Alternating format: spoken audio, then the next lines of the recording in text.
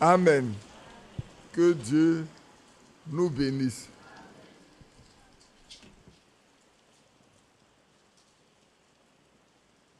On veut me parler? J'ai l'impression que... Bon, ok. On a l'impression que plus on avance, plus la pluie augmente. On va prier ensemble. Notre Père céleste, nous savons que c'est la fin du mois et généralement c'est dans cette période-là qu'il pleut. Mais tu as toujours fait grâce depuis des années, notre Dieu, notre Père. L'ennemi ne peut pas nous défier et nous faire baisser les bras. Nous savons qu'à Golgotha, tu as vaincu pour nous. Aussi donne-nous un temps clément. Tu vois la pluie qui dérange tes enfants. Oh Seigneur, fasse en sorte que la pluie se calme tranquillement jusqu'à ce que nous ayons fini de tenir notre réunion devant ta face.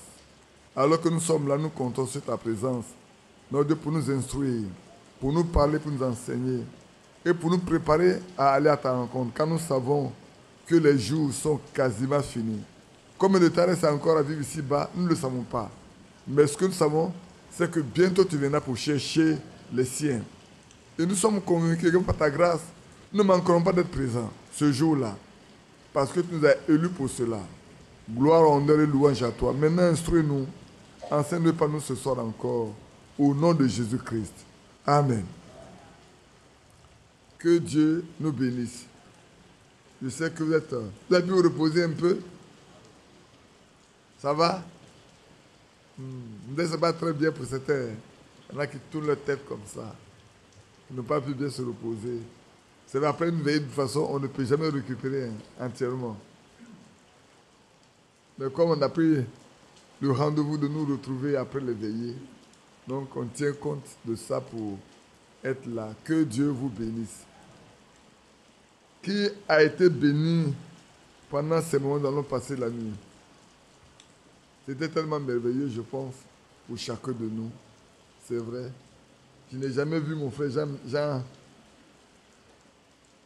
Jean-Baptiste aller si profondément que ça. Pas parce qu'il a parlé de nos relations à nous, c'est vrai. Mais je crois qu'il y a quelque chose de très important qu'il a dedans, s'agissant de notre comportement par rapport à la parole de Dieu nous-mêmes. Si nous voulons que l'Esprit de Dieu vienne en nous, ce dont il a parlé concerne notre caractère, notre comportement par rapport à la parole de Dieu, nos dispositions par rapport aux recommandations, nous devons réviser ça. Ouais, quand on est arrivé, je me suis mis encore à lire, je lisais Frère Franck. Oh, peut-être que je lisais certaines choses, je ne sais pas si on a le temps de lire.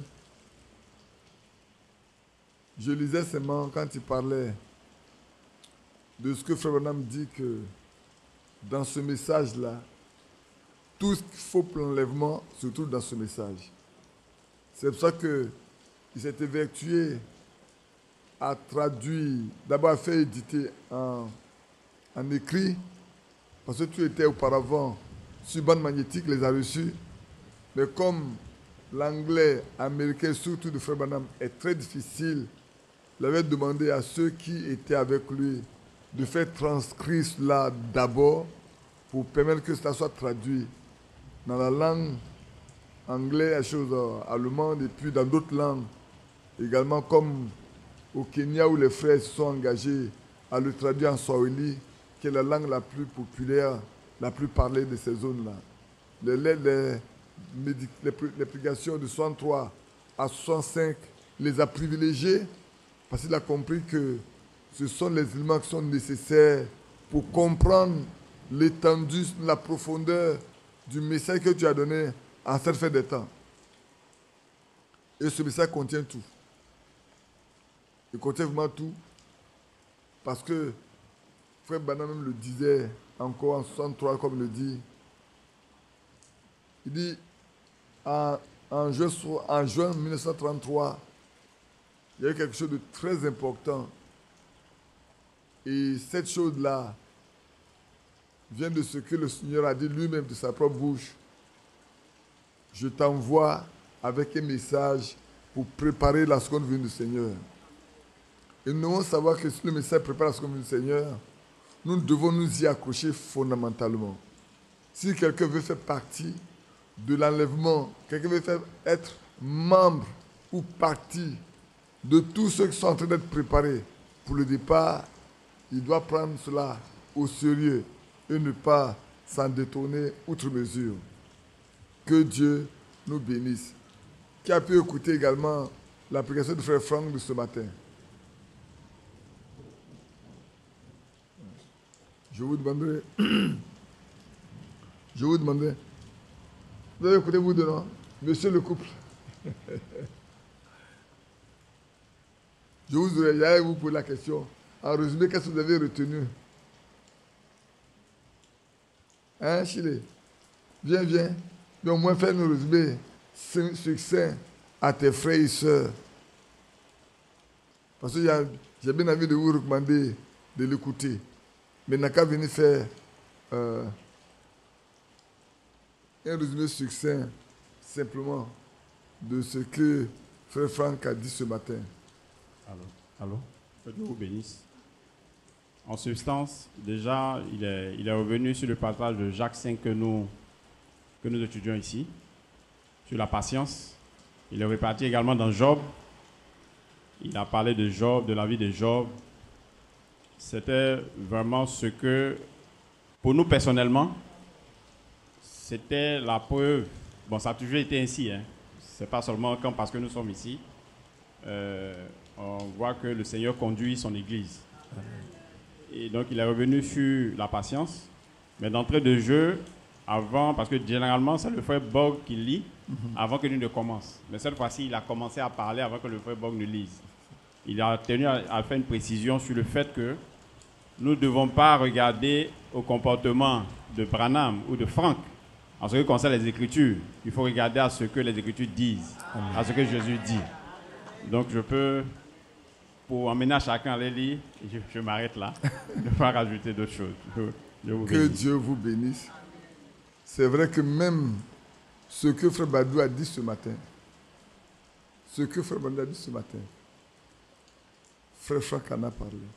Il est revenu sur la persévérance et tout.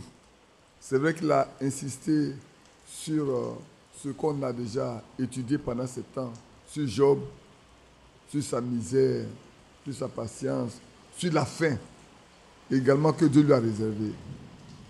C'est vraiment quelque chose d'important. En fait, il y en a qui ont résumé comme si c'est un condensé des choses dont nous avons parlé depuis un certain temps ici. Frère, je dis ceci, c'est la conduite du Saint-Esprit. Ce n'est pas quelqu'un, ce n'est pas la foi de quelqu'un, ce n'est pas le pouvoir de quelqu'un. C'est la conduite du Saint-Esprit simplement pour ses enfants. Nous autres, c'est un grand encouragement. Je peux le dire, le mois passé, comme ce mois-ci, c'est un véritable encouragement pour nous, pour dire que nous ne sommes pas en dehors de ce que Dieu veut faire aujourd'hui. On peut écouter comme on peut ne pas suivre. Mais c'est une grâce pour nous de voir que le Seigneur ne nous laisse pas en dehors du chemin. Il ne nous a pas laissé en dehors du chemin. Et ça, je dis, c'est une grande consolation pour chacun de nous de continuer simplement, d'aller de l'avant. Ce qui est important, frère, si nous voulons être enlevés, il n'y a pas d'autre moyen que de recevoir premièrement le Saint-Esprit. C'est une préoccupation première. Attachons-nous à la parole de Dieu. Prenons conscience que le Seigneur ne viendra pas sceller quoi que ce soit d'autre si ce n'est sa parole en nous. Mais il faut que sa parole soit en nous. Qu'elle produise la vie qui est en nous. Et ça, c'est important. Et nous sommes pleinement à la fin de tous les temps. Franchement, nous sommes à la fin de tous les temps. Que Dieu nous fasse grâce. Amen. Je n'avais pas terminé. C'est volontairement que j'avais, après la Sainte Seine, laissé la place aux autres. Je n'ai pas terminé. Vous avez même ceux qui ont remarqué, même 1 Pierre 1, que nous devons lire, n'avons pas terminé de lire ça. Et puis après, normalement, je devais pouvoir revenir, mais je ne sais pas pourquoi j'ai volontairement laissé les autres parler, et c'est Frère Badou qui a parlé. Et ce qu'il a dit, quand vous écouterez Frère Franck, vous verrez que c'est vraiment à propos pour nous tous, bien-aimés frères. Que Dieu nous bénisse.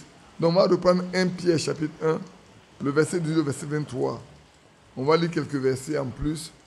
Si Thierry, si tu veux donner un titre, tu mettras peut-être être identifié à Christ si sa parole agit en nous.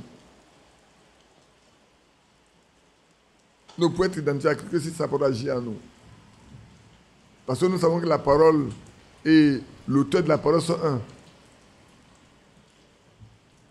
C'est vrai qu'on dit qu'un homme ne vaut que par sa parole. Et c'est vrai, hier matin, dans ce matin, Badou a bien dit, le Seigneur a dit que si quelqu'un veut savoir, ma doctrine n'est pas de moi-même. Elle est de celui qui m'a envoyé. Et aujourd'hui également,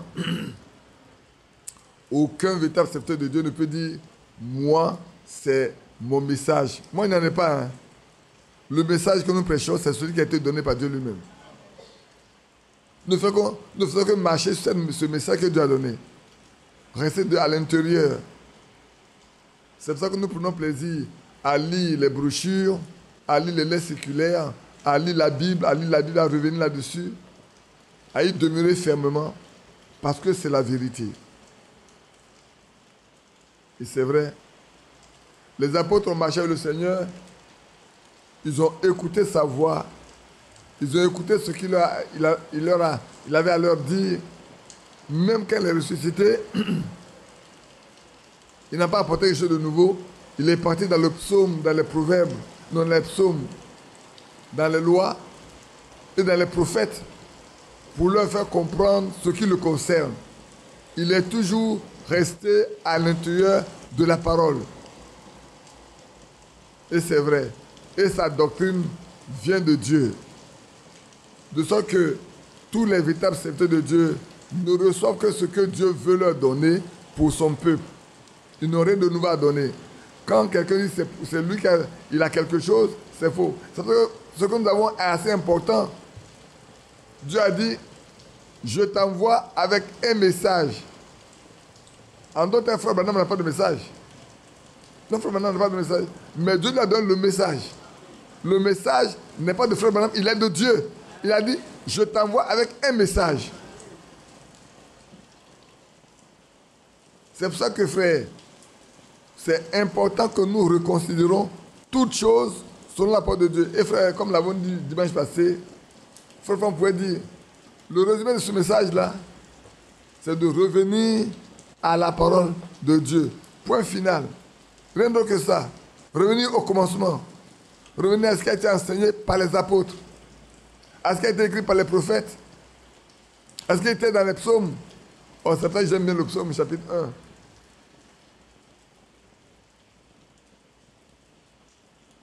Disons 1 Pierre, chapitre 1, 18-23. Hier, on avait la parole verset 17, et je relis. Et si vous vous invoquez comme Père, celui qui juge selon l'œuvre de chacun, sans favoritisme, conduisez-vous avec crainte pendant le temps de votre séjour sur la terre. Et ça, comme je le disais hier, c'est important. Il y a des religions pour lesquelles les gens sur la terre peuvent faire tout ce qu'ils veulent. Et quand ils meurent, ils ont des gens pour payer et il y en a pour prier pour eux, pour qu'ils sortent de là où ils sont. Mais aucune trace biblique dans le canon que nous avons de Dieu, il n'y a aucune trace biblique. Là où l'arbre tombe, c'est là qu'il demeure. Et c'est vrai. Tu ne dois pas marcher comme le Seigneur le veut. Ce n'est pas quand tu vas mourir qu'on pourra prier pour ton âme qui est déjà partie. De toute façon, ton âme n'est plus dans le corps. Et toi-même, tu n'as plus d'œuvre à faire. On a lu hier que chacun doit faire attention aux œuvres. Pendant ce temps, nous sommes ici-bas là. Nous devons faire attention. Nous devons nous conduire promptement et ça va nous conduire sur la parole de Dieu. Vous savez que ce n'est pas des choses périssables. par de l'argent ou l'or que vous avez été racheté, de la vaine manière de vivre que vous avez appris, que vous avez hérité de vos pères. Là aussi, on en avait parlé. Il n'y a pas un homme qui n'a pas été élevé par son père. Et comme nous savons, il y a des familles ont leur manière de faire. Il y a des familles très orgueilleuses qui élèvent les enfants dans leur orgueil. Et ceux qui ont des fétiches ou des marabouts, ou des choses, des bois adorés, des idoles, ils ont leur Dieu. Ils vont avec le don de leurs enfants. Et les récits dedans là-bas, il faut les sacrifices pour que le démon là, ou le génie, comme on le dit souvent, protège les enfants. Et je parlais à quelqu'un de ce que la maman de frère Isaïe avait hérité en tant que femme de tous les fétiches de ses parents. Qui a déjà entendu l'histoire une fois? Ah, vous avez tous entendu ça. J'en avais parlé, frère Isaïe également, cette femme. Et c'est vrai. Oh, elle avait beaucoup de totems. Ne mange pas des œufs, ne mange pas placali, ne mange pas ceci. Quand elle mange qu'on fait ceci, elle doit arrêter son repas et tout. Quand il est telle heure, elle doit faire ceci. Et pendant toute sa vie, elle l'a adoré. Et comme le frère Isaïe me l'a raconté, le jour où sa mère est convertie dans sa maison, elle a dit à son fils, je ne rentrerai pas dans ce lieu aussi longtemps que tu n'es pas parti dégager tout ce qui est dedans, nettoyer ce coin-là. Je ne m'en irai pas dormir au milieu d'eux. C'est fini. Les gens venaient de partout pour construire cette femme-là, mais quand elle s'assoit là, qu'elle commence, ce n'est pas elle-même qui parle. Mais quand elle finit, vous lui demandez qu'est-ce qu'elle a dit, elle ne sait plus rien du tout. Et quand elle est convertie, le Dieu l'a goûté, le fait a dit, hé, le diable est méchant, voilà qu'on m'a privé pendant des années, voilà comment c'est doux. Elle m'a plaqué, elle dit, hé, c'est doux comme ça, le diable m'a empêché de me plaquer aujourd'hui. Ah, il y a plein d'interdits, les choses qu'elle ne mangeait pas. Quand elle a commencé à manger, elle a trouvé combien de fois le diable peut prendre quelqu'un et le garder comme prisonnier.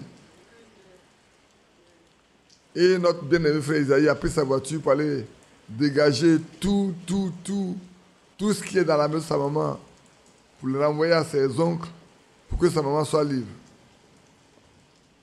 Il est parti, il a dormi à 5 h du matin, il a fini de prier. Il a commencé à les ramasser un à un. Il y en a qui avaient beaucoup de difficultés. Mais il y a un petit brindille,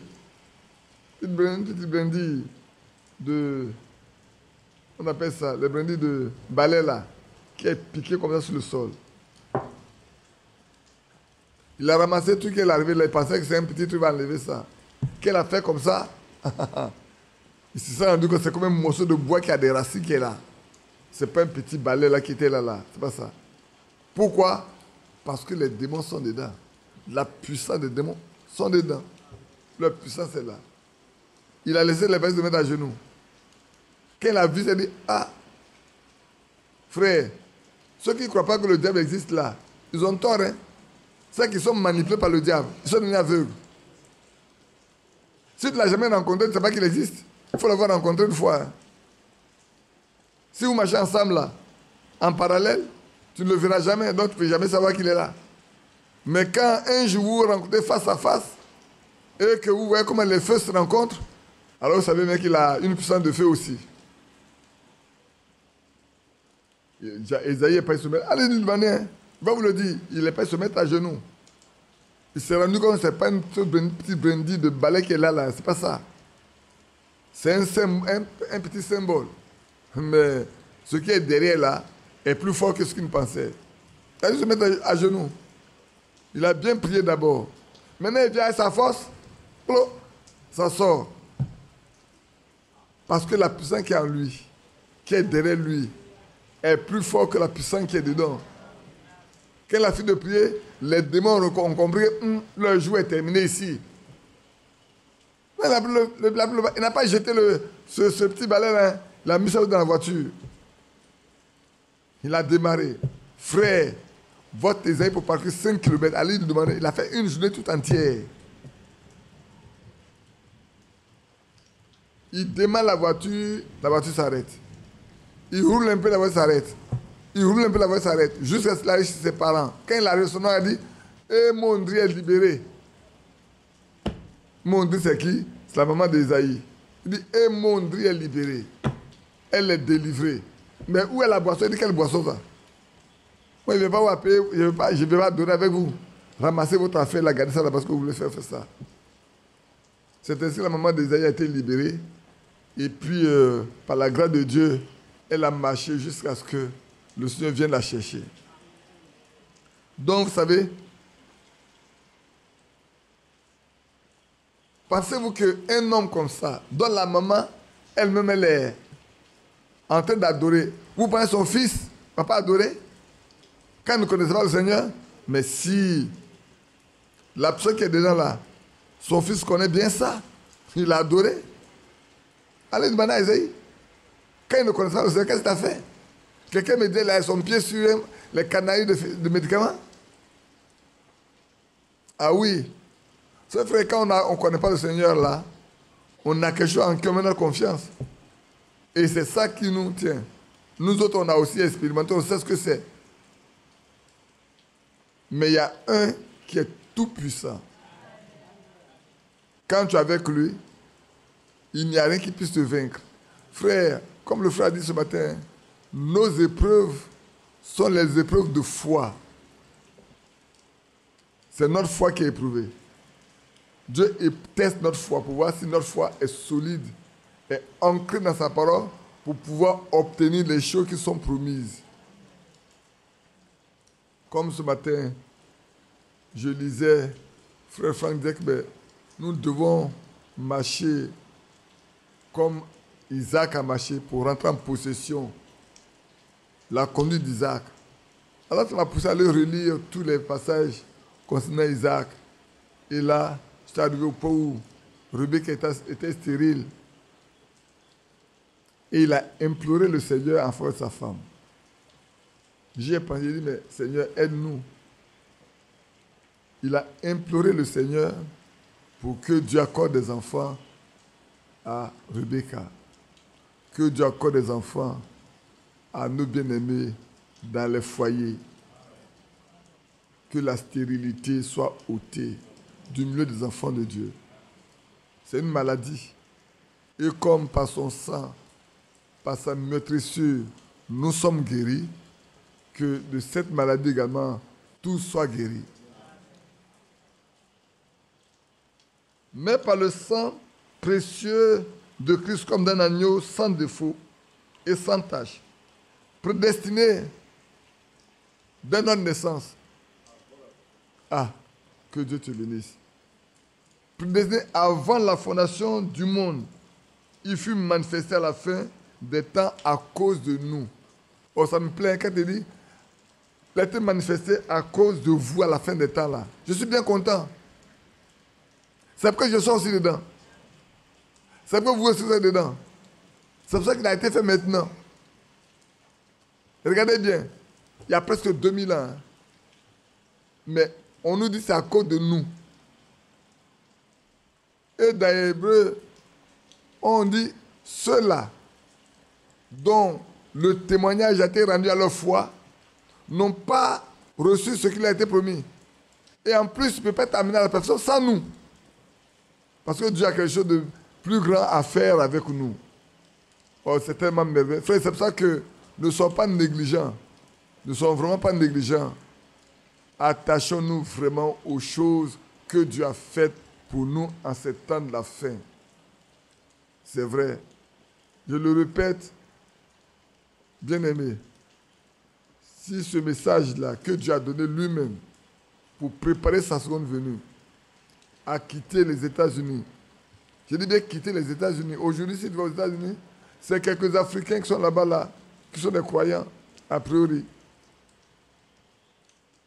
Quelques Africains.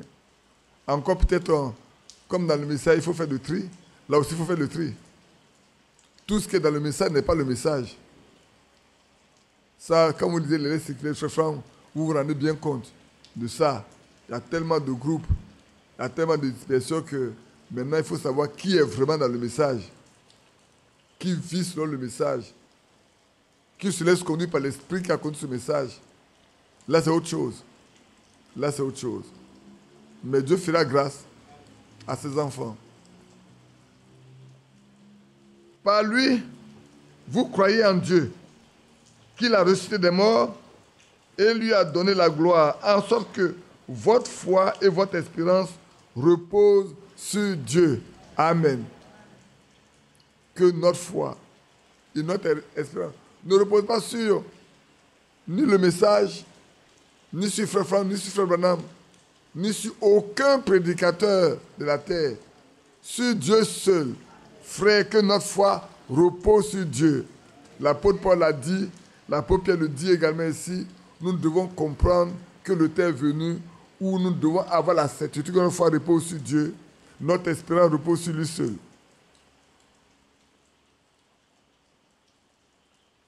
Oh là là, maintenant, ayant purifié vos âmes, en obéissant à la vérité, pour avoir un amour sincère. On peut recommencer par des ceux qui forment le français.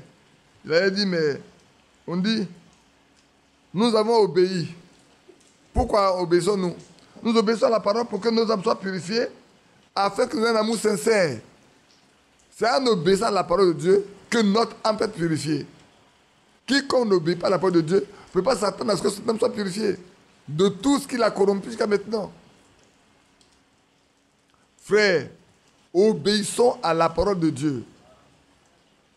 Quand on peut dire obéir à ce que ton père dit, donc fais ce que ton père dit de faire. Soumets-toi à ce que ton père te demande. Ainsi, nous devons nous soumettre à ce que Dieu nous demande. Nous devons pratiquer ce que Dieu nous ordonne. Oui, c'est vrai. Si on revient dans Ézéchiel 36, il a dit, c'est moi qui le ferai. Moi-même, je le ferai. Je mettais toutes les dispositions en place pour le faire. La parole n'est pas contradictoire. Dieu a besoin de notre disposition à nous. Parce que, frère, si vous regardez bien, tous ceux qui viennent dans la parole de Dieu n'obéissent pas à la parole de Dieu. Beaucoup viennent mais n'obéissent pas. Même quand on va leur prêcher pendant des mois sur un seul thème, un seul sujet, même pendant une année, ils vont écouter, ils vont partir, ils vont faire les mêmes choses.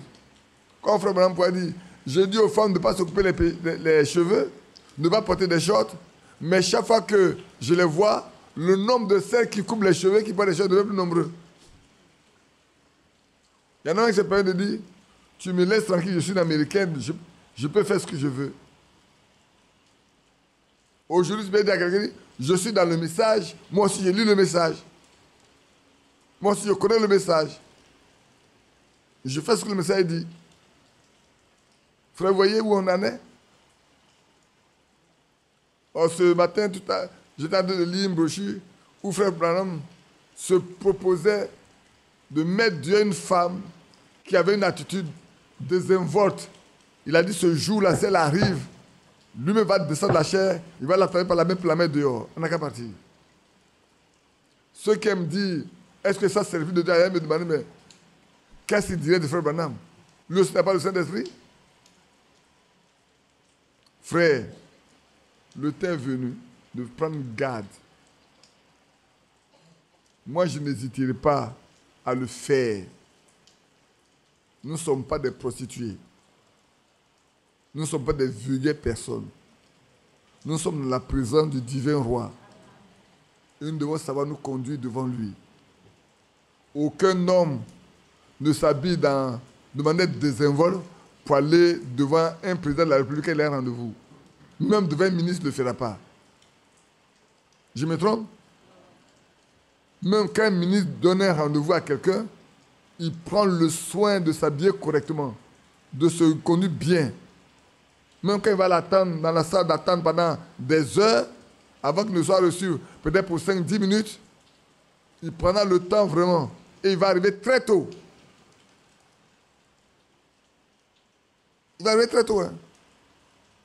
Je pense que vous comprenez bien entre les lignes ce que j'ai dit. Pour le rendez-vous entre les humains, on prend le soin d'aller très tôt. Même quand il y a des événements, on dit, le ministre sera là, vous arrivez tôt, lui va arriver peut-être 2 ou 3 heures après. Mais vous arrivez tôt. Et vous prenez patience, vous attendez. On ne se plaint même pas. Hein. Le ministre n'est pas encore arrivé. Le ministre n'est pas encore arrivé. Le ministre n'est pas encore arrivé. Mais aller devant Dieu, on rechigne. On prend du temps. Parce qu'il n'y a pas de fouet, il n'y a pas de chicotte. Il n'y a pas de menace. Pourquoi voulons-nous traiter notre Dieu comme ça? Bien aimé, pourquoi voulons-nous traiter notre Dieu comme ça? Tout à l'heure là, si on nous dit que demain ministre est ici, frère, demain le ministre est ici, demain prochain le ministre va être ici, il veut nous rencontrer, faisons un effort, tout le monde va être là avant l'heure. Pourtant c'est la même réunion là. Hein. Tout le monde va être là avant l'heure. Mais celui devant qui nous venons là, je ne sais pas comment, je ne vais pas le comparer au ministre. Je ne peux même pas. Il n'est même pas comparable. Nous sommes tous ces créatures. Que Dieu nous aide. Donc ici, ayant purifié vos âmes, en obéissant à la parole pour avoir un amour fraternel sincère, aimez-vous ardemment les uns les autres de tout votre cœur. Oh, dans ces derniers temps-là, l'amour devient assez fort. Hein. Peut-être on dira quelque chose que vous connaissez déjà. Il a été dit à Frère Branham. Seul l'amour parfait entre ici. Seul l'amour parfait. Ce n'est pas celui que tu peux fabriquer. Ce n'est pas celui que tu peux considérer comme amour. C'est ce que Dieu lui-même a décidé d'appeler amour. Et quand, dans ce lieu-là, on peut dire à cet homme, ici, rien ne peut rentrer ici, ce n'est que l'amour parfait. En d'autres termes, frère, alors que tu es encore ici, bas sur cette terre-là, tu dois avoir expérimenté l'amour parfait. Ce n'est pas quand tu as mouru que tu as expérimenté. Parce que là-bas, c'est le résultat de l'amour que tu as qui va aller là-bas. C'est ce que tu as vécu ici qui va aller là-bas. Si tu ne l'as pas, tu ne pourras pas aller. Puisqu'il te dit, frère, on nous a donné beaucoup, hein. On nous demandera beaucoup.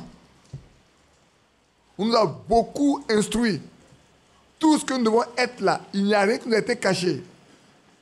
Tout ce que nous devons être dans la présence de Dieu, rien n'a été caché. Rien n'a été négligé. Dieu n'a pas laissé un seul élément de côté.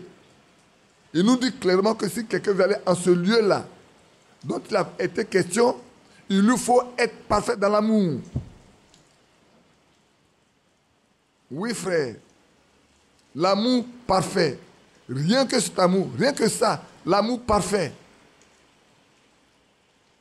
Seul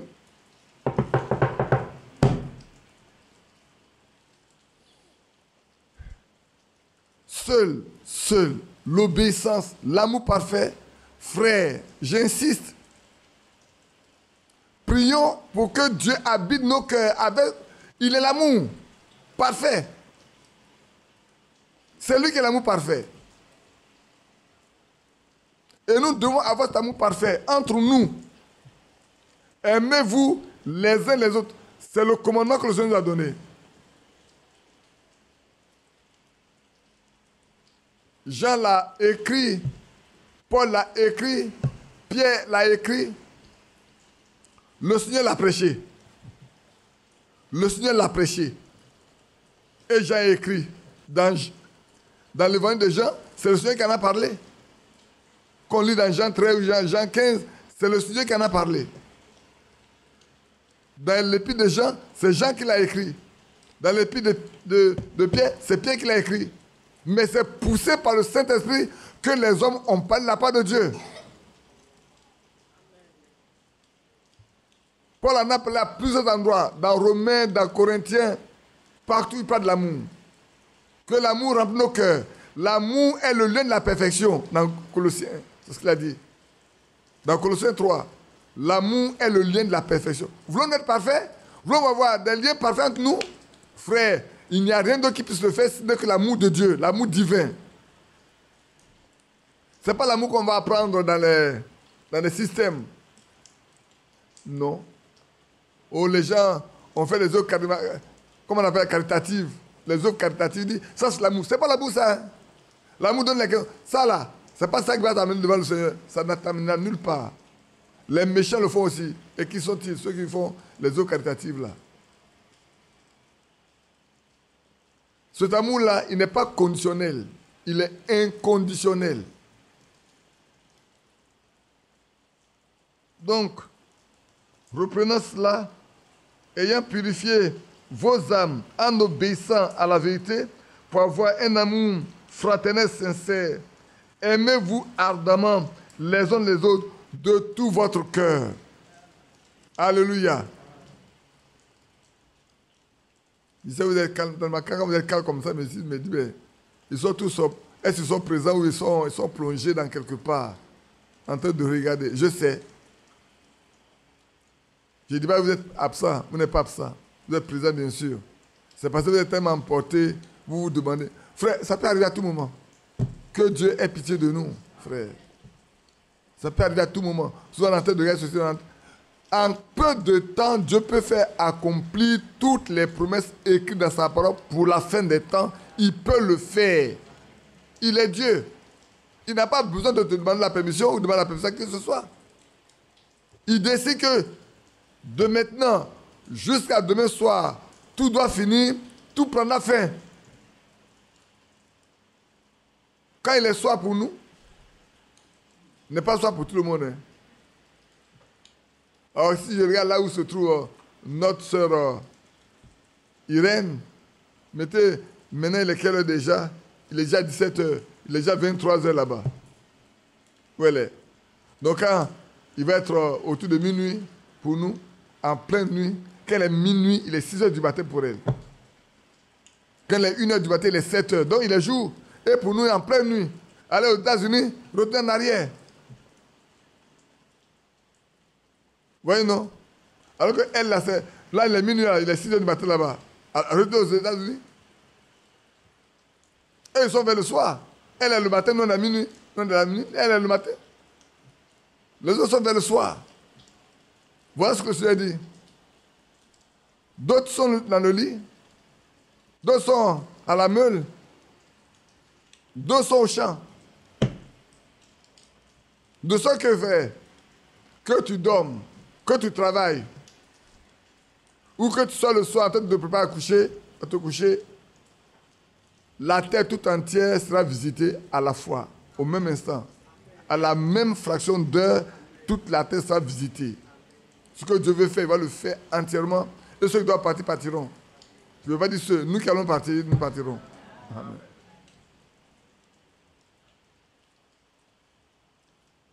Puisque vous avez été régénérés, non par une semence corruptible, mais par une semence incorruptible, par la parole vivante et permanente de Dieu. Frère, la parole de Dieu est vivante. Hier, j'ai insisté, la parole de Dieu est esprit et vie. Elle est vivante. Et si elle est vivante, quand elle pénètre le cœur de quelqu'un, elle vient vivre dans ce cœur-là pour changer la vie de cette personne. C'est pour ça que la parole de Dieu fait de nous des vivants. Moi, que nous étions par le péché, quand la parole de Dieu rentre dans ton cœur, il te rend vivant devant Dieu, et devant les anges, et devant les hommes. Même le diable sait que tu es un homme vivant maintenant. Tu ne lui appartiens plus. Frère, regardez quand je suis arrivé à Gadara. Moi, il y a quelque chose qui m'a toujours frappé. Quand ces deux démons sont sortis des sépulcres, il me dit, mais qu'y a-t-il? Es-tu venu nous trouver avant le temps? Non, eux, ils connaissent le temps, frère.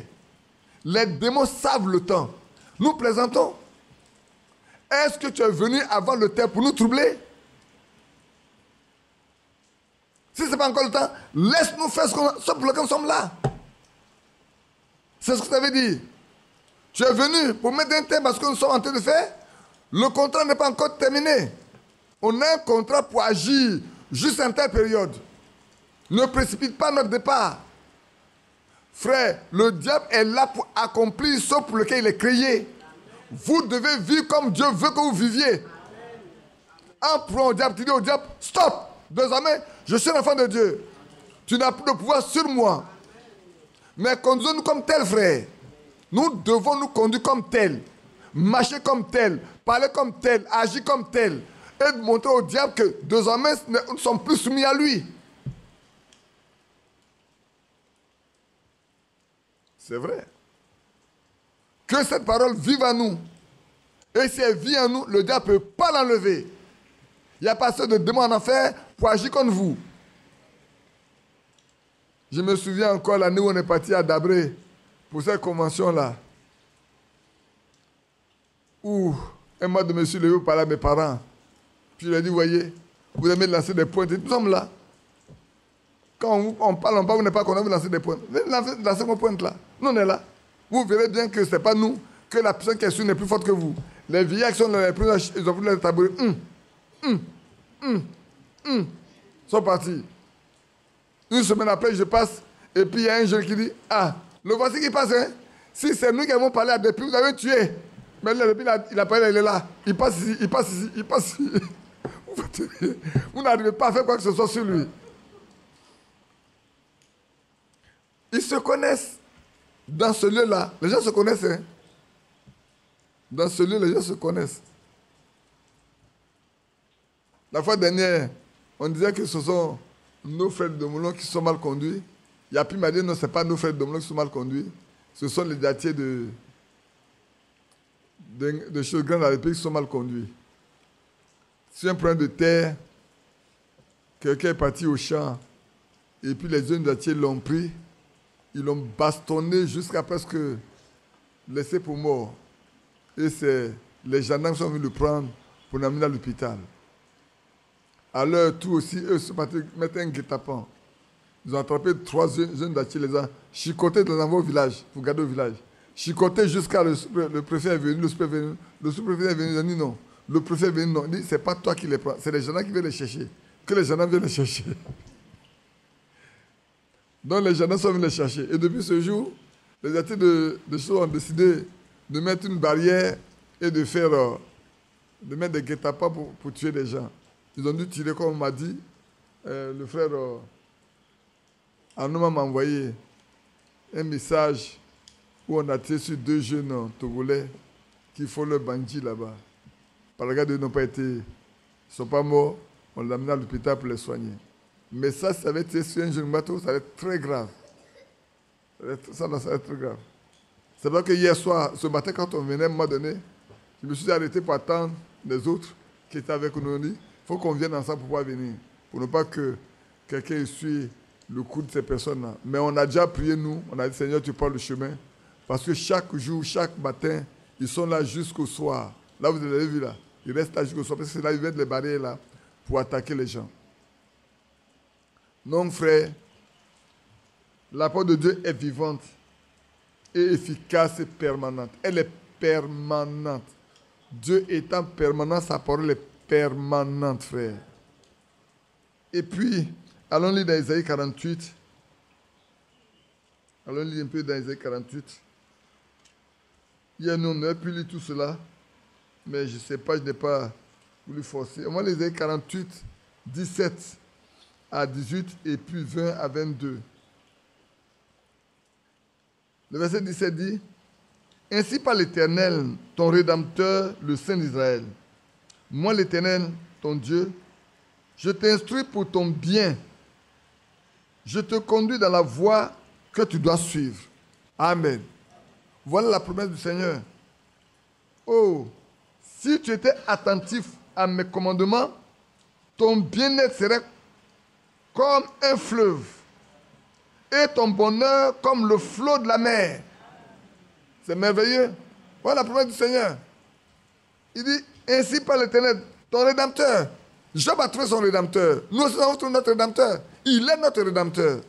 Et vous savez, quand Job a dit, mon Rédempteur est vivant, est-ce que Job ne l'a pas vu au jour de la résurrection? Certainement, j'étais présent. Il a vu son Rédempteur qui est vraiment vivant. Et nous également, notre Rédempteur est vivant. C'est le Saint d'Israël. Et il dit, moi l'Éternel, ton Dieu, je t'instruis pour ton bien. Malheureusement, frère, aujourd'hui, on fait beaucoup de vagues inutiles. On ne se laisse pas instruire par Dieu. On ne veut pas écouter. Oh, le jeune homme peut dire, comment le jeune homme rendra son santé pure? Mais c'est en suivant ta parole. Si on ne suit pas la parole de Dieu, notre santé ne peut jamais être pure. Notre voix ne peut jamais être nette. Ce n'est pas ce que dit la religion, frère. L'enfant de Dieu, non, c'est quoi, c'est hier. Hier, nous, je disais, frère, si vous avez quelque part où ce qui est fait ne peut pas être esprits dans la Bible, sortez de là. Sortez de là. Ne plaisantez pas. C'est notre esprit qui est en action. Ne vous mettez pas là en communion avec des esprits malins. Le fait de dire que c'est le message ne veut rien dire, frère. Observez, regardez, vérifiez. Est-ce que c'est Dieu qui est en action? La fois dernière, je parlais avec un frère. Aujourd'hui, quand tu arrives ici, le groupe de ceci, les équipes de telle zone, les équipes de telle zone, les équipes de telle zone, c'est correct dans la Bible. Les Éphésiens, les Corinthiens, les Philippiens vous disent, nous, les églises de l'Asie, frère, revenons à la pratique biblique. Si une église organise sa convention, elle organise sa convention. Parce que pour finir là, on a un qui veut chapeauter la région.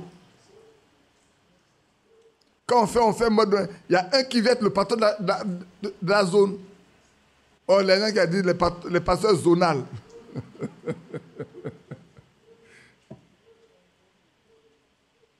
Comme avant, au milieu de nous, les anciens nationaux. Oh, un ancien, il doit être ancien dans une église locale. Et il ne peut pas se déplacer avec son rôle d'ancien dans notre église. Malheureusement, la vie, c'est ici en Côte d'Ivoire, on en a vu. Quand j'ai décidé de parler de ça, beaucoup sont mis à mal. Je me souviens encore quand on discutait, frère dit, mais frère Badi a dit qu'un ancien, il est local. Quand il se déplace là, son rôle d'ancien reste là où il est. Ce n'est pas un ministère qui se déplace avec. Vous vous plaignez, prenez la Bible pour montrer que ce qu'il dit est faux. Vous vous plaignez, on est là, ça fait combien de semaines? Mais prenez la Bible pour dire que ce qu'il a dit là, ce n'est pas vrai. Pour qu'on puisse aller de l'avant. Ne discutons pas. Le samedi prochain, après le samedi qui suit, il n'a plus mis pied à la réunion. Il s'est rendu compte que c'est une discussion intellectuelle. Parce que personne ne peut pas la Bible pour démontrer ce qu'il veut dire. Il ne va pas aller perdre son temps. On les a invités à cette réunion-là. En fait, on les a invités pour que tous me confondent. Mais moi, je dis ce que la Bible dit. Comme je dis ce que la Bible dit, prenez la Bible et dites le contraire. Et comme il n'y a pas d'écriture pour ça, vous n'allez pas pouvoir me convaincre avec ça. Un homme me dit, mes frères, ce que tu dis là, si on suit ça, il ne va pas avoir d'enseignement, mes frères, s'il ne doit pas en avoir, ce n'est pas moi qui le dis. La Bible dit, Tite, vas-y, s'il y a quelques personnes qui remplissent les conditions, mais s'il y a personne qui remplit les conditions, on fait quoi? On fait quand même? On laisse. Mais si tu vas quelque part pour faire une chose qu'on te dit de faire, et puis il n'y a personne qui remplit les conditions, tu t'arrêtes. On vient à tout prix faire des choses dans lesquelles Dieu n'est pas. Frère, sachez une chose. Dès qu'une église fait une chose dans laquelle la Bible n'est pas, Dieu sort de là. Quel que soit ce que vous avez vu auparavant, quel que soit ce que vous avez vu auparavant là, dès le jour où on met une chose en application qui ne respecte pas la Bible, n'y allez plus. Dieu est sorti de là. Dieu est sorti, hein. Ne plaisantez pas. Si on pense que c'est une plaisanterie, c'est pas une plaisanterie. C'est pas une plaisanterie, frère. Quand on établit les anciens qui doivent les conditions d'anciens, frère, la fois de neige, de lire encore, et puis, même pour établir les diacres, les femmes des hommes qu'on doit établir les diacres là, sont incluses dedans. Quand vous prenez notre Bible, on dit, les femmes, je vais vous lire une chose, je vais vous lire pour que vous voyez ça. Allons dans Timothée. Allons dans 1 Timothée 5. Non, 1 Timothée 3, c'est 1 Timothée 3.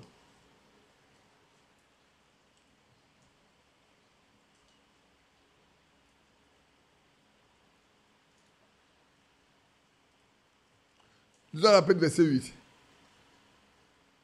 Les diacres aussi doivent être honnêtes, éloignés de la duplicité, des excès du vin, d'un gain sordide, conservant le mystère de la foi dans une conscience pure. Or, qu'on les éprouve d'abord, qu'ils exercent ensuite leur ministère s'ils sont sans reproche. Quand vous lisez ce qu'on a dit, les femmes, regardez bien, vous allez voir une chose. On a mis souvent les femmes. de même doivent être honnêtes, non médisants, sobres, fidèles en toutes choses. Et puis, on revient, les diacres. Vous ne voyez pas comme s'il y a une discontinue. Le verset 10 et le verset 12, quand on prend, c'est comme le verset 11 vient tomber dans comme un cheveu sur ta soupe. Mais ce n'est pas vrai. La vraie traduction, c'est leurs femmes aussi. Allez prendre le synodal, prenez Saint-Martin, prenez Océval, prenez Roi Jacques, c'est leurs femmes aussi. Ce qui fait que quand vous prenez ça, leurs femmes aussi, il y a une cohérence complète entre le verset 10, le verset 11, le verset 12. Or, ce qui est écrit dans le verset 10, le verset 12, c'est comme si le verset 11 est quelque chose qui arrive comme ça. Quand vous prenez ça et que vous prenez des gens sans faire attention à ce que sont leurs femmes, mais vous ne respectez pas les conditions bibliques. Vous pensez que Dieu sera là quand vous avez manqué de compréhension des Écritures. Quand tu parles de ça, on dit que tu es trop regardant. Mais oui, j'ai besoin d'être trop regardant, c'est de la Bible. Je dois être conforme à ce qui est écrit. Je ne peux pas faire ce que je veux, ce n'est pas une religion. C'est un ordre divin. Dieu a dit à Timothée voilà les conditions qu'il faut pour qu'il y ait des chats dans l'église.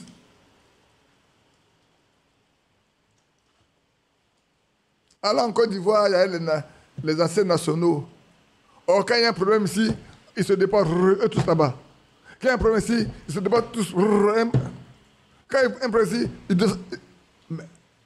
ils ne sont pas ministres, ils sont anciens dans les églises. Et ils vont régler le problème dans les autres églises. Je ne sais pas si les Éphésiens sont battus les problèmes chez les Philippiens, chez les Colossiens, chez les Thessaloniciens également. Frère, ça ne se fait pas du tout. Un ancien, il est local. Et il doit remplir des conditions. Un diacre doit voir, on doit voir la femme du diacre là, qu'est-ce qu'elle est. Leurs femmes aussi. Voilà ce qui est écrit. Leurs femmes aussi doivent être honnêtes, non médisantes, sobres, fidèles en toutes choses. Frères, trouvons-nous aujourd'hui des femmes, des diacres remplissant ces conditions-là?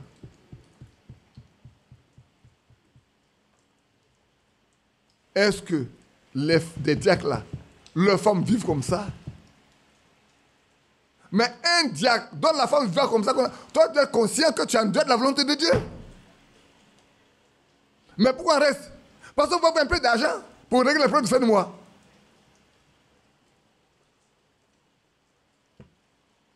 On va avoir un peu d'argent pour régler les problèmes de fin de mois. C'est pour notre pitance qu'on accepte des charges. Sans rien respecter la Bible. On va dire encore, c'est levé ce soir-là. Quelle mouche l'a piqué? Aucune mouche ne m'a piqué. Le Saint-Esprit me dit de vous dire ce qui est vrai. Pour que vous corrigiez votre mauvaise habitude de faire. C'est du copinage qu'on fait dans l'église. On est amis, on se prend. On est parents, on se prend. Quelqu'un m'a aidé, je le prends. Quelqu'un m'a apporté assistance, je le prends. Oh, pour éviter que telle personne part, il faut qu'on le prenne en même temps.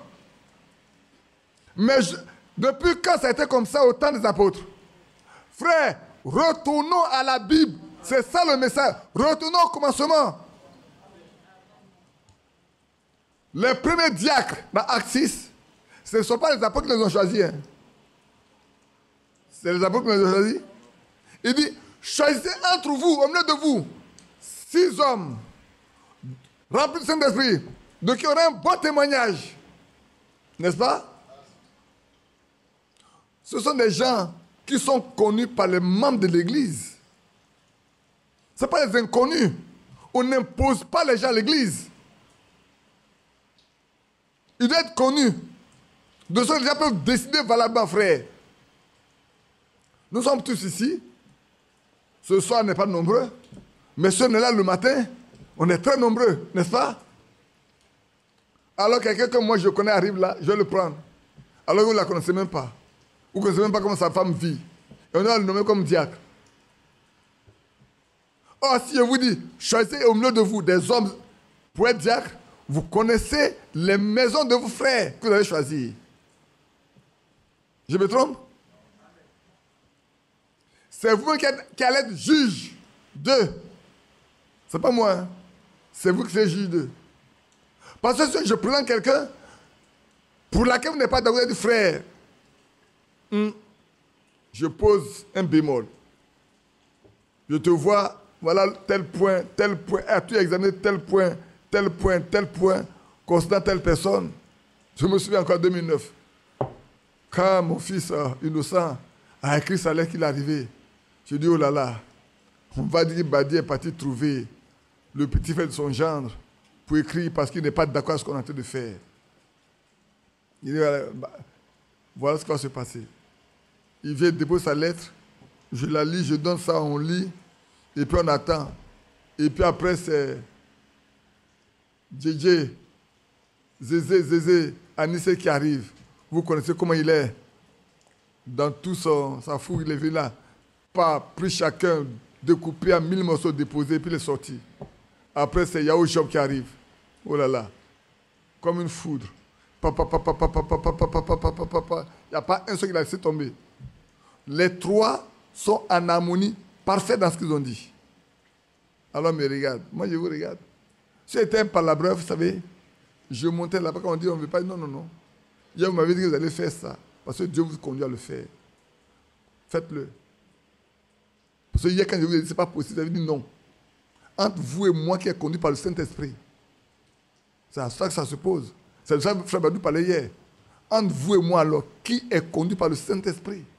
Parce que je vous ai dit en privé que ça, là, ce n'est pas bon, on ne peut pas le faire. Vous dites non, demain vous allez le faire. Que vous êtes le responsable de l'Église. Mais vous, votre responsabilité maintenant. Vous devez me demander pardon d'abord. Parce que vous avez péché contre le Saint-Esprit. Vous êtes opposé à Dieu. Vous voulez faire ce que vous voulez faire. Mais Dieu qui vous aime, vous empêchez de rentrer dans ce qui est mauvais. Frère, là où on n'obéit pas à la parole de Dieu, le diable s'insurge et prend position. Et il domine, il règne. Faisons attention ici, hein, frère. Faisons attention ici. Et je suis d'accord avec ce que notre frère Kobia, tu baisses ta tête, mais quand tu as prié, tout le monde l'a entendu. Je ne fais que répéter ce que tu as dit. Que Dieu vienne prendre possession de chacun de nous d'abord. Qu'il donne son esprit à chacun de nous d'abord. Avant que, s'il y a charge, coordonnée, il y en a qui exercent déjà les charges. Hein. On n'est pas nombreux, on n'a pas encore présenté. Mais le jour où on doit présenter, vous devez dire ce que vous pensez. Je ne peux pas faire tout moi seul. On est d'accord, non? Et c'est comme ça qu'on fait. On laisse les gens agir, faire, et puis après on examine s'ils remplissent les conditions. Je ne sais pas si vous comprenez. On laisse les gens faire, tout le monde connaît qu'ils fassent ça, c'est eux qui font. Et puis le jour arrive, si on doit les présenter, on les présente. Et alors on examine les conditions, s'ils remplissent les conditions. Les conditions, on va dire, on va regarder les conditions. Ah oui, les conditions sont remplies. Alors comme c'est rempli, gloire à Dieu, on le laisse, on prie pour eux, et puis on continue les charges, simplement, c'est tout. Même les anciens ne sont pas pris au hasard. On dit qu'ils aient la capacité d'enseigner. Donc c'est des gens qui sont dans l'église déjà, qui auparavant parlent, conduisent. Et on voit leur doctrine, elle est saine, elle est vraie, elle est réelle. On ne va pas soulever des gens au milieu du peuple comme ça venir. On vient là, frère, on veut prendre ça un ancien. Qui est d'accord? Je ne le connais pas. Je ne sais pas quelle est la capacité là à enseigner. Est-ce qu'il enseigne une fois au milieu de nous? Non. Ça, c'est fait de la religion.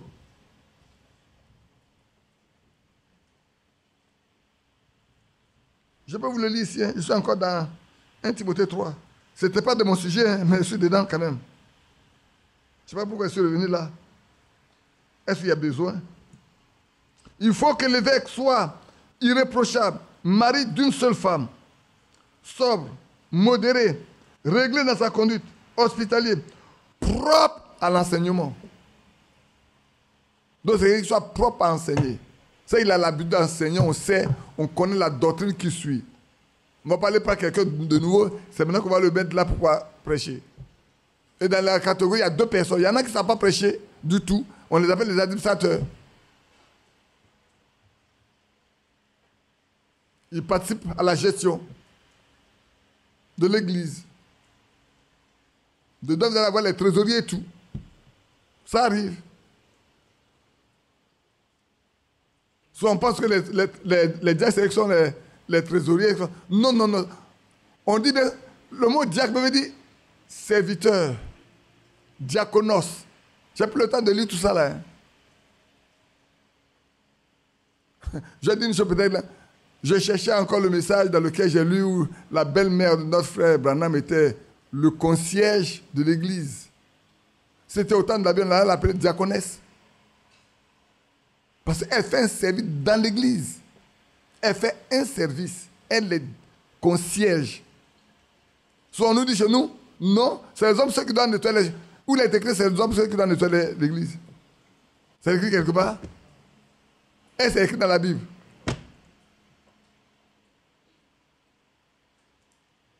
Mais faites attention. Hein. Laissons-nous conduire par Dieu. Un jour, quelqu'un me dit, oh, quand vous baptisez là, tout le corps n'est pas... Je dis, ah bon. Le docteur Poulvos a été baptisé dans une rigole d'irrigation. Une rigole, hein. On n'a pas de canal, on dit une rigole d'irrigation. Frère Branham l'a baptisé dedans. Un jour, il a baptisé quelqu'un, il était en pleine boisson, ils ont fait de l'eau. Comme c'est la nuit, ils ont passé dans l'eau, ils sont arrivés, ils finissent le gars plein de boue. Mais il était baptisé. Il était baptisé. Frère, arrêtons de faire un peu trop de prosélyte. On aime trop faire beaucoup de bruit pour rien du tout. Quand celui-même qui a reçu le mandat là, il a pris des actes, apparemment quand on regarde, on dit, mais est-ce que c'est biblique? Mais c'est biblique. Il dit, il a bâti dans une rigole d'irrigation. Une rigole. Je ne connais pas la taille d'une rigole. Hein. J'ai essayé d'apprendre mon dictionnaire pour voir les rigoles là. Quelles sont les profondeurs, les largeurs et tout. Quand tu regardes, frère, c'est tellement petit, mais il a bâti quelqu'un dedans. Et c'est un docteur. Hein. Ce n'est pas un petit enfant. C'est quelqu'un qui est bien éduqué et tout, mais qui veut prendre son baptême. Le seul lieu où il y a de l'eau, c'est en ce lieu-là. Que Dieu nous aide. Donc, continuons ce qu'on a en train de lire. Allons dans notre Éphésiens 40, non. Notre Ésaïe 48. C'est la suite de ce qu'on devait voir hier soir, hier, toute la nuit et le matin. Je ne sais pas, mais je n'ai pas été conduit à continuer. Habituellement, quand c'est comme ça, après la scène, je continue de parler, puis avant de laisser la place aux autres, non. Mais cette fois-ci, non. La fois dernière également, je n'ai pas parlé après la scène, j'ai laissé d'autres personnes parler. Ainsi parle l'Éternel, ton Rédempteur. Frère, moi, quand on lit ça, ça me donne des frissons. Ainsi parle l'Éternel, ton Rédempteur. C'est Dieu qui te parle. C'est ainsi dit Dieu dans sa parole. Moi, l'Éternel, ton Dieu, je t'instruis pour ton bien. En d'autres termes, tout ce que tu dois faire là, c'est pour ton bien. L'ordre que tu te donnes, c'est pour ton bien. Si tu appliques ça, c'est pour ton bien. Si tu vis avec ça, c'est pour ton bien. Si tu écoutes, que tu pratiques, c'est pour ton bien.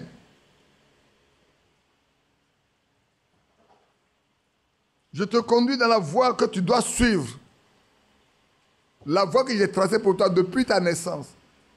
Je t'instruis qu'aujourd'hui, maintenant, je te dis, voici ta voie, marche ainsi. Suis-moi. Ne suis pas une autre voie. L'apôtre Paul pouvait dire, celui qui m'a mis à part depuis le sein de ma mère. Et le terre vient de se révéler à moi. Quand il s'est révélé à moi là, je n'ai ni consulté ni la chair, ni le sang. Quand un homme qui dit que Dieu m'a appelé, qu'il va consulter quelqu'un là, c'est qu'il ne sait pas pourquoi. Ce n'est pas Dieu qui l'a appelé.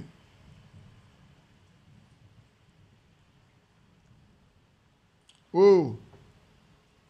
Si tu étais attentif à mes commandements, voilà où nous tombons tous. Est-ce que nous sommes attentifs aux commandements que Dieu nous donne? Aujourd'hui, je revenais encore sur ce point d'amour.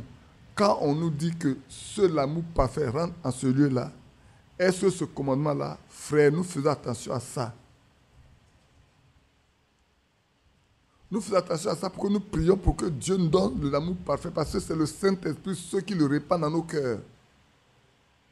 Ce qui veut dire que nous devons être attentifs à la réception du Saint-Esprit, au baptême du Saint-Esprit. Nous devons rester là jusqu'à ce que, frère, l'Esprit de Dieu soit répandu sur nous. Ne passons pas à côté. Le temps est arrivé, frère, ne négligeons pas ça. Donnons notre priorité, toute priorité à ça seul. Que notre priorité soit de recevoir le Saint-Esprit. Quand quelqu'un qui n'est pas venu de nous, Achille a les invités à sa femme, qui lui, dans sa région, dit, lui, il veut recevoir, il veut t'enlever. Il dit à sa femme, il dit, je t'ai marié. Hein. Achille, je me trompe, tu me dis. Il dit, je t'ai marié. Mais l'enlèvement là, ça fait un individuel. Hein. Moi, je vais t'enlever. Si toi, tu veux t'enlever, ça te regarde. Si tu veux pas t'enlever, ça te regarde. Mais moi, je vais t'enlever. Frère. En d'autres termes, il était tellement préoccupé que lui donner les conditions pour t'enlever, c'est ça qu'il chercherait. Mais nous connaissons les conditions. Cela ne nous a pas été caché. Dieu nous a donné à cette fin de temps les conditions à remplir pour t'enlever. Mais combien sommes-nous qui nous préoccupons de voir ces conditions être remplies dans notre vie? Quand nous savons que, frère, pour être enlevé, pour aller là, l'amour parfait est requis. Or, ne peut avoir l'amour parfait que celui en qui l'Esprit de Dieu habite. Et c'est lui qui déverse cet amour-là dans le cœur. On ne peut pas le fabriquer. On ne peut pas l'avoir comme ça avec de l'argent. On ne peut pas aller dans les écoles pour apprendre cet amour-là. Ce n'est pas une œuvre caritative. C'est Dieu qui le met dans ton cœur. Prenons garde, frère. Prenons garde. Le temps est arrivé où chacun de nous doit faire attention. Oh, si tu es attentif à mes commandements, ton bien-être serait comme un fleuve. Amen. Un fleuve, c'est pas... Oh, vous avez tous lu la cité crevassée de Frère Branham. Un fleuve, c'est pas un lac. C'est pas une mare d'eau qui ne coule pas. Un fleuve, il coule. Ça balaie. Ta vie sera comme ça. Tout ce qui est impur passera. Rien d'impur restera dans ta vie. Un fleuve, il coule et tout ce qui est dedans sort. Surtout quand il pleut encore, quand il y a une crue, alors tout se dégage complètement. Il n'y a rien de ça là-dedans. Notre vie doit être comme un fleuve. Vous vous souvenez de Psaume chapitre 1? Cet homme-là, il est comme un arbre planté près des courants d'eau, près des ruisseaux d'eau. Il est là et son fer ne se flétrit jamais. Jamais, jamais, jamais. Il y a de flétrissures dans sa vie. Je ne dis pas qu'il n'y a pas d'épreuve dans sa vie. Hein. Je n'ai pas dit ça. Pas de flétrissures dans sa vie. Tout ce qu'il fait, lui réussit. Vous savez comment Job a réussi, non? Tout a réussi à Job. Tout a réussi à Job. Qui est d'accord avec moi? Tout a réussi à Job. Même dans cette difficulté-là, la fait a prouvé que Job est resté pur. On ajoute parler de sa patience devant Dieu. Même dans les plus grosses épreuves, Job est resté sans faute. Job. Et frère Franck dit, ce n'est pas d'un grand prophète dont nous a parlé. Pas la passée d'un grand prophète comme Moïse. On dit Moïse est l'homme le plus patient de la terre, non? Il n'y a pas un homme comme Moïse. Mais ici, on n'a pas cité Moïse. On n'a pas cité Élie. On n'a pas cité Esaïe, Ézéchiel, David, Daniel, Joël. On n'a pas cité cela. On a cité seulement Job. L'homme riche. L'homme qui a 10 enfants. L'homme qui est bien. L'homme qui est respecté. Qui était respecté. Qui était très bien. Qui s'occupait des veuves et des orphelins. Quand il passe, tout le monde se levait. Il était honoré. Mais un jour, l'ennemi de tous les temps s'est levé pour dire à Dieu, s'il est comme tu dis là, c'est parce que tu l'as comblé de tous tes biens. Tu l'as pris comme un neuf. Laisse-moi le titiller un peu pour quelques jours. Tu verras bien qui est l'homme. Alors tu sauras ce qui est dans l'homme. Voilà ce que Job dit. Le diable dit à Dieu, laisse-moi le toucher un peu. L'homme là, ce qu'il y a en lui là, rien n'est stable. Hein? Quand tu es avec lui, il est avec toi. Mais laisse-moi le déranger un peu. Et tu vas voir ce qu'il va sortir dans sa bouche. Qui est le diable, qui est Dieu? Qui connaît mieux l'homme que l'autre? C'est Dieu, non? Dieu nous connaît mieux que le diable ne puisse nous connaître. Dieu a dit, mais vas-y. Tous les biens sont partis. Les enfants sont morts. En un temps, on recopte ça une journée. On vient dire, ah, il y a un vent, il y a 4 vents qui se sont levés du désert. Et la maison a été frappée des 4 coins. Alors ils étaient en train de se réjouir dans la maison de l'aîné. En un seul instant, tout s'est écroulé sur eux. Ils sont tous morts. Seul moi ai pu m'échapper pour venir t'apporter la nouvelle. Ça me plaît toujours. Hein. On leur dit, mais on était là. Quand le feu est tombé ici, j'ai pu m'échapper. Tout le monde est mort. Ici, tout le grenier est parti. Tous ceux qui travaillent dans le grenier sont morts. J'ai pu m'échapper moi seul. Il faut toujours que quelqu'un vienne annoncer la nouvelle. Il n'apprenait ça par hasard. Hein. Il n'apprenait pas ce qui arrivait par hasard. Il y a toujours un messager. Le diable fait toujours tout pour qu'un messager vienne pour lui dire, tout le monde sont morts, sauf moi, pour t'apporter des nouvelles. Et quand tout a été annoncé, il n'y a plus personne qui soit venu. Il a dit que la gloire revienne à l'Éternel. C'est lui qui a tout donné, c'est à tout repris, c'est bon. C'est pas bien grave. Les enfants, les biens, les richesses, c'est lui qui les donne. S'il a décidé de tout reprendre, mais que son nom soit loué. Job reste intègre. Je ne sais pas combien de temps s'est passé entre les deux là. Et puis il y a une autre réunion. Le Dieu du ciel organise une autre réunion. Et l'invité de Marc, c'est encore le diable.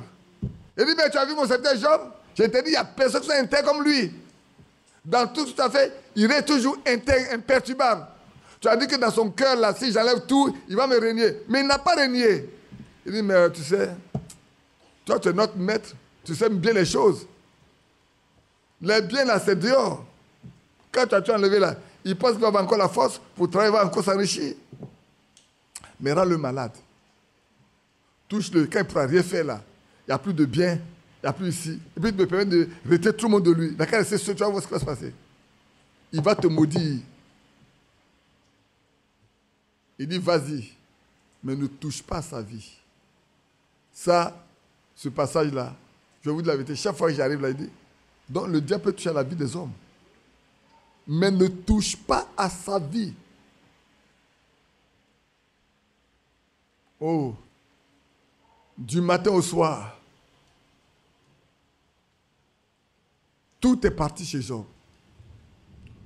Il est parti dans la... Comment je peux appeler ça? Comment on peut appeler ça là? Ce n'est pas dans un atelier, c'est dans le laboratoire. Il a pris tous les produits chimiques pour fabriquer, comme les hommes aiment bien fabriquer les germes, il a fabriqué des germes spécifiques pour Job seul. Le monde entier ne doit pas avoir affaire à ça. Job seul doit avoir ça. C'est spécifiquement pour Job seul. Peut-être c'est pour toi seul. Il est venu, il a déversé ça sur la tête de Job. Jusqu'au pied. Quand Job se lève le matin, tout son corps est pourri. Des pustules partout. Et ça le gratte. Non seulement il a fait ça, mais il a fait ça le gratte qui souffre davantage. Au pot, ça a des tessons de... Frère, regarde, on prend des tessons de bouteille pour faire ça là. Je vous parle de la maman d'Esaïe. Quand elle a cru, et qu'elle est partie au village, quelques jours après, des taches noires, une maladie bizarre est tombée sur cette femme. Alors les gens pouvaient dire, tu étais avec nous là. Tu étais en paix. Voilà, tu es parti chez ton fils Esaïe. Tu as servi son Dieu là, voilà, maintenant voilà. Tout ce qu'il faut pour le décourager, pour que tu puisses retourner à ce qui était auparavant. Elle dit pas question. Dieu que je connais là, il est capable de me délivrer. Elle souffre. Il n'y a pas un médicament pour la soigner dans le village. L'hôpital ne peut rien faire. Des plaques noires partout, ça gratte. Et puis, quelques jours avant, Esaïe fait un songe. Dans le songe, je vais au village avec lui, chez sa maman. Et je dis à sa maman, lève-moi ta camisole. Et puis je commence à la soigner.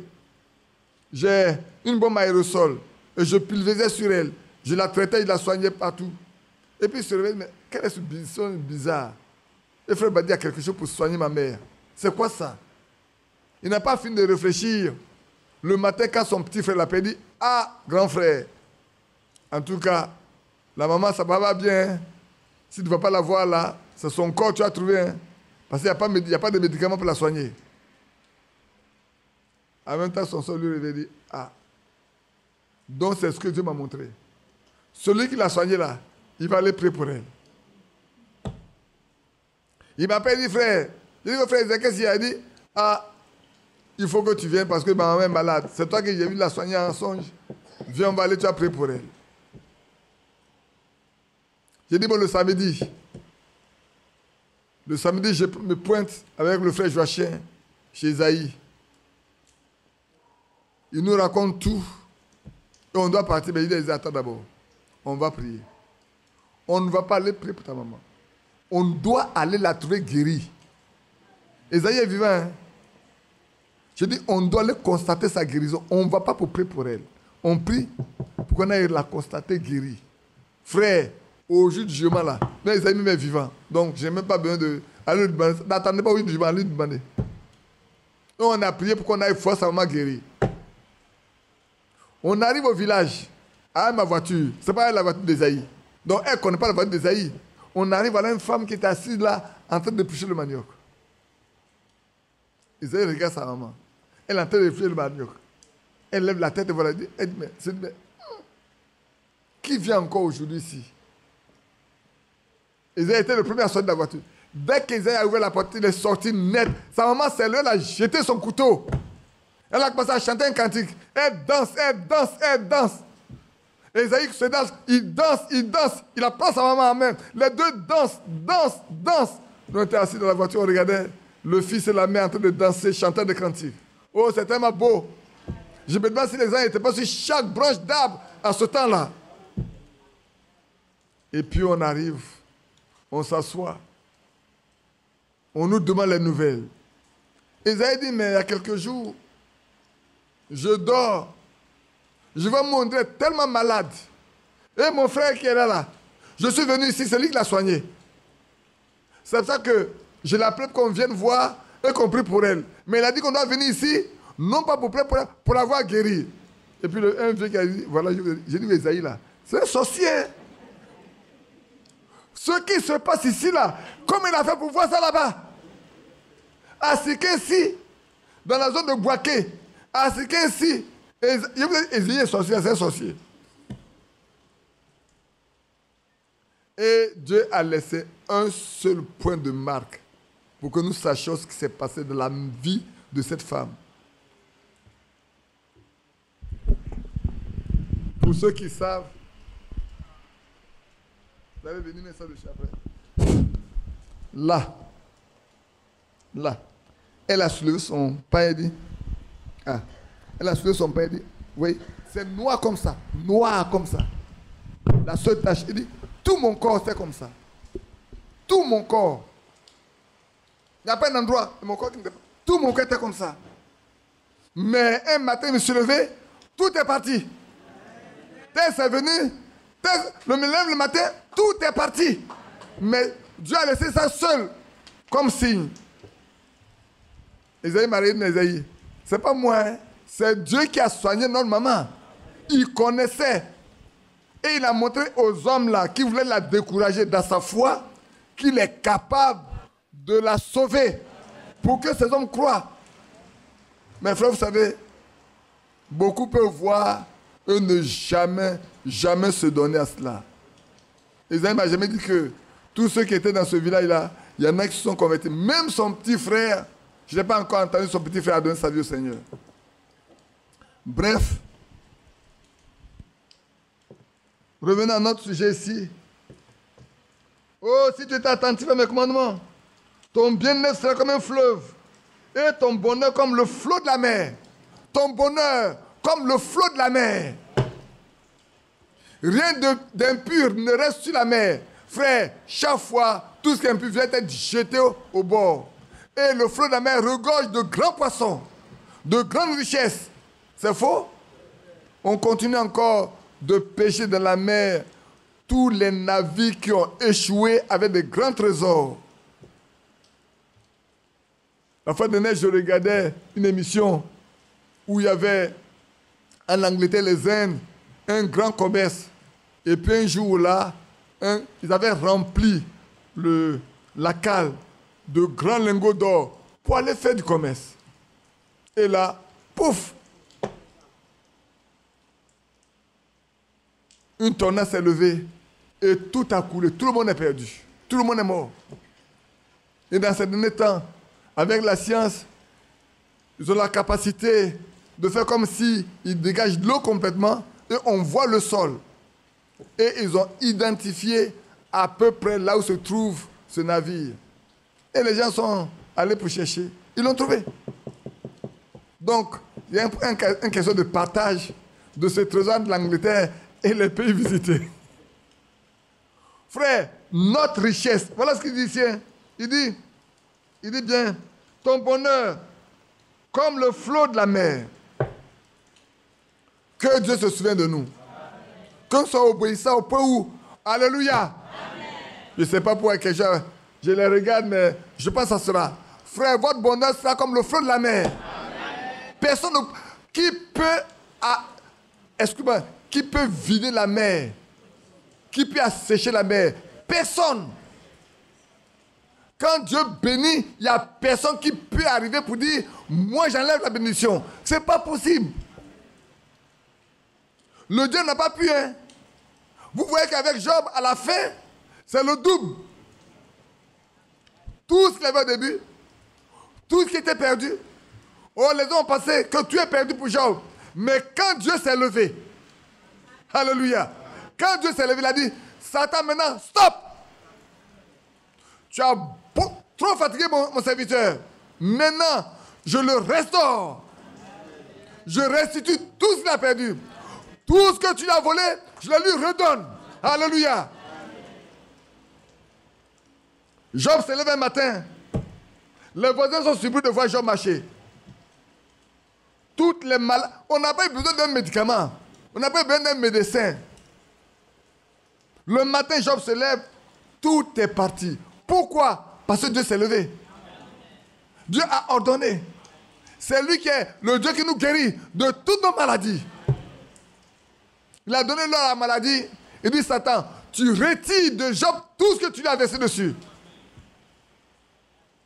Job était venu ramasser ses débris et tout. Job a retrouvé une peau neuve, plus jeune qu'au début. Oh, les gens disent, mais Job, qu'est-ce qui s'est passé? Dieu m'a visité. Alléluia. Le Dieu dont je vous ai toujours parlé m'a visité cette nuit. Et alors là, la maison de Job est devenue une maison fréquentable. Ses ennemis sont venus pour dire, ah, Dieu nous a dit de venir faire les sacrifices de l'Holocauste pour que tu pries pour nous. Job a prié d'abord pour ceux qui se sont moqués de lui. Vous vous souvenez de ce qu'on a lu la fois dernière, non? Frère, quand moi je lis ça, c'est comme si Frère Franck a écrit ça pour le temps dans lequel nous sommes. Et si c'est le cas, prenons garde que l'orgueil ne rentre pas dans nos cœurs. Que l'orgueil ne rentre pas en nous. Parce que si nous ne verrons pas ce qui est écrit, nous devons être disposés à prier pour ceux qui nous ont méprisés un jour, qui nous ont maltraités un jour, qui nous ont dédaignés, qui n'ont pas voulu de nous, en quoi que ce soit. Nous devons être capables de dire, frère, ce n'est pas ta faute à toi. c'est le plan de l'ennemi. Mais Dieu savait qu'un jour, ça allait être restitué. Oui, frère. Quand Job a fini de prier pour eux, alors, même ses frères, qui ne l'avaient jamais visité, même ceux qui l'avaient abandonné, tous sont venus. Chacun. Ils ne sont pas venus les mains vides. C'est ce qui est important. Personne n'est venu les mains vides. Chacun est venu avec un kessita, un lingot d'or, un ceci, un cela, au point où, je me demande, en un instant, Job est devenu aussi vachement riche, plus qu'avant. 2 fois ce qu'il avait. Écoutez-moi bien, s'il avait 1000 paires de bœufs, il en a 2000. S'il avait 2000 chameaux, il en a 4000. En peu de temps, Job a eu plus de richesse que ceux qui ont passé tout le temps à travailler. Quand Job ne peut plus rien faire là, et qu'on dit travailler, Job n'est plus riche qu'eux. D'autres frères, en d'autres termes, frères, ce n'est pas nos efforts qui peuvent agrandir le volume de nos biens. C'est un don gratuit de Dieu. C'est vrai, frère. C'est un don gratuit de Dieu. Hein. Ce que Dieu peut faire en un jour là, 1000 ans de temps ne peut pas produire ça. Dites-moi. Quand les pieds ont passé tout le temps à pêcher, le volume de personnes qu'ils ont pêché sur la base de la parole du Seigneur n'est pas plus volumineux que ça. Même quand le Seigneur est ressuscité, ce jour-là, quand il était au bord, eux qui a dit, mais on n'a rien à maman de pêcher. Tout le monde l'a suivi. Ils ont été toute la nuit. Ils n'ont rien attrapé. Et ils sont en train de venir là. Et puis il y a un qui est à la plage. Il dit, mes enfants, vous n'avez rien attrapé? Il dit, non. Il dit, jetez votre filet. 153 gros poissons. Au point où même le filet n'a même pas souffert. Le filet n'a pas souffert. Lisez dans Jean. Allez dans Jean. 153 gros poissons. Le filet n'a même pas été rompu. Ils les ont tirés à la plage. Ils arrivent là, il y a déjà du pain, du poisson déjà cuit. Amen. Qui les attend? Oh là là. Il y a un qui a déjà préparé pour eux. Du poisson, du pain déjà qui dit, venez manger. Il a apporté vos poissons là. Frère, ce ne sont pas nos efforts. Je le redis pour vous autres. Je regarde Dakar, je regarde Zélé, je regarde Madame Kwame. Ce ne sont pas vos efforts qui feront que vos sociétés marcheront. Je regarde à M. Baloua, chez mon fils et sa femme. Ce n'est pas vos efforts. Aucun homme sur terre ne peut mettre la main sur ce que Dieu vous donne. Aucun homme ne pourra le faire. Si Dieu vous le donne, restez tranquille. Il le fera promptement pour vous. Même quand les gens vont s'opposer, vous allez voir comment Dieu va vous défendre. C'est vrai. On peut parler d'expérience. Là, on peut parler de beaucoup d'expérience, mais elle n'est pas là pour ça.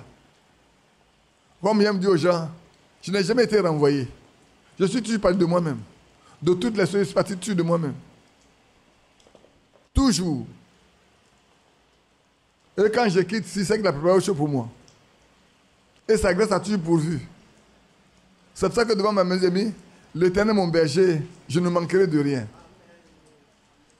On n'a pas encore fini. Il est quelle heure déjà? Il est déjà 18 heures. Donnez-moi encore 20 minutes. Je ne peux pas finir. Les autres, on va les lire comme ça rapidement. Disons le verset 20, le verset 20 au verset 22.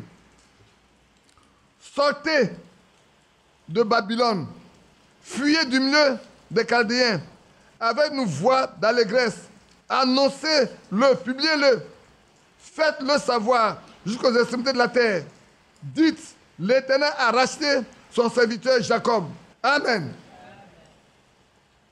Et ils n'auront pas soif dans le désert où il les conduira. Il fera jaillir pour eux l'eau du rocher. Il fendra le rocher et l'eau coulera. Alléluia. Il n'y aura point de paix. Il n'y a point de paix pour les méchants, dit l'Éternel. Frère, c'est maintenant merveilleux de marcher avec lui. Là où il n'y a pas d'eau, Dieu donne de l'eau. Et de l'eau en abondance. L'eau qui sort du rocher. Prends ton marteau, va casser le rocher, tu dois voir si l'eau va sortir. Prends les machines, va creuser dans le rocher, tu vas voir si l'eau va sortir. Mais si Dieu prononce la parole, l'eau sortira. N'a-t-il pas déjà donné de l'eau à boire? On nous dit que le rocher qui les suit était Christ. Et c'est de ce rocher que tout le monde a bu. Et Isaïe écrit, parce qu'il sait que Dieu l'a déjà fait une fois. Même 2 fois. La première fois, il a tapé. Il dit à la seconde fois, pas taper. Oh, dans la colère, Isaïe et Moïse, il a tapé 2 fois. Pas. Ce n'est pas empêché que l'eau sorte. Hein. L'eau est sortie. Mais la conséquence, c'est qu'il n'est pas permis à Moïse de rentrer dans la terre qui a été promise. Frères, prions que Dieu nous garde, qu'il nous soutienne. Hein. Et puis, fuyons la confusion. Là, nous ne devons pas oublier, c'est-à-dire, sortez de Babylone. Babylone, c'est la confusion. Frères, je le répète encore, partout où vous verrez la confusion par rapport à la parole de Dieu, n'y restez pas du tout. Fuyez de là. Dieu n'y est pas, Dieu est parti. Dès qu'on abandonne la parole de Dieu, Dieu quitte. Dès qu'on abandonne la parole de Dieu, Dieu quitte. Dès que quelqu'un abandonne la parole de Dieu, Dieu quitte. Frère, c'est vrai. Si vous abandonnez la parole de Dieu, Dieu quittera votre maison. Si quelqu'un abandonne la parole de Dieu, là, Dieu quitte sa maison. Soit les gens pensent que c'est un jeu. Ce n'est pas un jeu. Hein. Malheureusement, ce qu'on constate aujourd'hui, dans la bouche de beaucoup de prédicateurs, il n'y a que le mensonge. On raconte des choses qui ne sont pas vraies. Que ce soit ici en Côte d'Ivoire ou partout ailleurs, frère, aujourd'hui, le mensonge a rempli la bouche de beaucoup de prédicateurs dans le message. Malheureusement. Et quand on parle tellement bien que celui qui est à côté pense que c'est la vérité. On le dit tellement bien que celui qui ne sait rien, qui n'a aucun fondement, il ne sait pas le fondement de la chose. Il prend ça comme monnaie courante. Et quiconque marche avec ça, marche aussi avec le même esprit de fausseté. On peut toujours penser que, écoutez bien frères, au jour de la crucifixion du Seigneur, vous pensez que les docteurs ne pensaient pas que Dieu était là? Ils pensaient que Dieu était avec eux. Quand la terre commençait à trembler, et que les cieux s'obscurcissent, ils ont dit, allons dans le temple. L'âge de l'alliance est là-bas. Dieu est là-bas, allons là-bas. Allons nous réfugier. Mais Dieu va leur montrer qu'il a quitté là. Ceux qui n'ont jamais vu, ce que tout le monde n'a pas encore vu, que ceux le souverain sacrificateur voient chaque année, ce jour-là, du haut en bas, il a déchiré le voile qui sépare le lieu très saint des autres du pavillon. Voilà l'âge de l'alliance. Voilà les chérubins. Voilà là où le sang est toujours versé chaque année pour demander le pardon des péchés. Ah, je me suis demandé comment ils ont réagi. Ils ont dû cacher leur visage pour chercher à sortir. Mais c'est pour leur dire que la sacrificature terrestre est terminée. La sacrificature terrestre là, est terminée. Dieu n'est plus au milieu de vous. Désormais, l'évangile va aux nations. 2 années, 2 jours, va leur donner, 2000 ans va être donné. Frère, nous arrivons à la fin de notre temps. Notre temps est compté, frère. Notre temps est compté. Les jours sont comptés. Les semaines sont comptées. Les mois sont comptés. Les années sont comptées. Les nations, le temps offert aux nations est en train de se terminer. Prenons garde. Prenons garde, frère. Ils sont dans sa patrie. Hein. Vous voyez tout ce qui se passe là-bas? Il y a beaucoup de morts, c'est vrai. Beaucoup de... C'est vrai. Les gens sont en émoi. Pas tout, c'est vrai. C'est des humains qui meurent. C'est vrai. Mais Dieu lui fera sa volonté. Ça peut plaire comme ça peut plaire aux hommes. Dieu fera sa... Dieu n'a pas de compte à rendre à quelqu'un. C'est les hommes qui ont un compte à lui rendre. Que Dieu nous bénisse. Laissez-moi, j'ai encore 2 ou 3 écritures, je ne sais pas. Ça vous dérange qu'on les lise un peu?